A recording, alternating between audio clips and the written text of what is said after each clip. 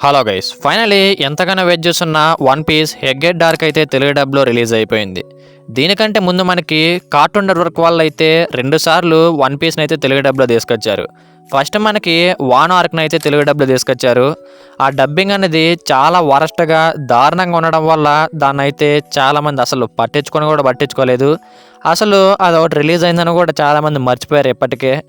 ఆ తర్వాత cartoon network వాళ్ళే వన్ పీస్ ఈస్ట్ బ్లూ సాగా సీజన్ 1 నుంచి అయితే తెలుగు డబ్లో తీసుకొచ్చారు. ఆ డబ్బింగ్ అనేది అందరికీ బాగా నచ్చడంతో దానికైతే బాగా సపోర్ట్ చేశారు. ఆ తర్వాత ఇప్పుడైతే వన్ పీస్ హెగ్గెట్ డార్క్ అయితే క్రంచీరోల్ అయితే తెలుగు డబ్లో వచ్చింది. ఇది క్రంచీరోల్ వచ్చినప్పటికీ తెలుగు డబ్ అనేది కార్టూన్ నెట్వర్క్ వాళ్ళు క్రంచీరోల్ వాళ్ళు ఇద్దరు కలిసి అయితే చేశారు. సో ఈరోజు ఈ వీడియోలో ఈ వన్ పీస్ హెగ్గెట్ డార్క్ అనేది తెలుగు డబ్లో ఎలాగుందనేది తెలుసుకుందాం. ఎందుకంటే వన్ పీస్ అన్నది తెలుగు డబ్లో వచ్చిన ప్రతిసారి డబ్బింగ్ అయితే మారుస్తూనే ఉండరు. ఒకటి చెడగొడతారు, లేకపోతే ఏదో ఒకటి ఇంప్రూవ్ చేస్తారు. సో ఈ డబ్బింగ్ అనేది ఫస్ట్ చేసిన వాన్ ఆర్క్ లాగా చెత్తగా ఉందా, లేకపోతే ఆ తర్వాత చేసిన ఈస్ట్ బ్లూ సాగా లాగా బాగుందన్నది అయితే ఈ వీడియోలో ఖచ్చితంగా తెలుసుకుందాం. సో ఈ వీడియో చూస్తే డబ్బింగ్ మీద ఒక క్లారిటీ అయితే మీకు వచ్చేస్తుంది. సో దానికోసమన్నా ఈ వీడియోని అయితే ఆఖరి వరకు చూసి వీడియో నచ్చితే వీడియోకి ఒక లైక్ చేసి మీకు ఏమైనా డౌట్స్ ఉంటే కింద కామెంట్ చేయండి. తప్పకుండా నేను రిప్లై ఇవ్వడానికి అయితే ట్రై చేస్తాను. ఇక వీడియోలోకి వెళ్ళిపోతే నాకు పర్సనల్గా ఈ హెగ్గెట్ డార్క్ అనేది తెలుగు డబ్ ఎలా అనిపించిందంటే నాకైతే అస్సలు నచ్చలేదు గైస్. చాలా వరస్ట్ డబ్బింగ్ అనమాట. వాన్ ఆర్క్ కంటే కూడా ఇది చాలా వరస్ట్గా అనిపించింది నాకెందుకు.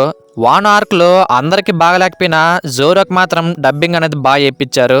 దాన్నే ఈస్ట్ బ్లూ సాగాలో కూడా కంటిన్యూ చేశారు. కానీ ఇప్పుడు జోరోకి కూడా వాయిస్ యాక్టర్ అయితే మారిపోయారు. డబ్బింగ్ అనేది చాలా దారుణంగా ఉంది. అసలు వినలేకపోతున్నాం. చాలా వరస్ట్గా ఉంది డబ్బింగ్ అనేది.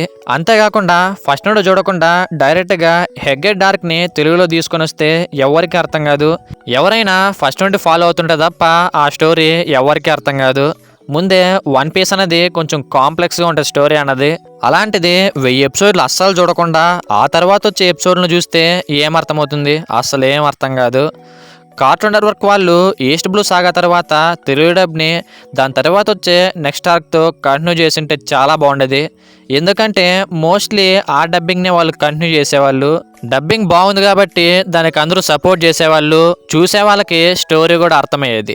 సిఎన్ వాళ్ళు ఎప్పటి నుంచో అన్ని యానిమేస్కి అలాగే చేస్తున్నారు.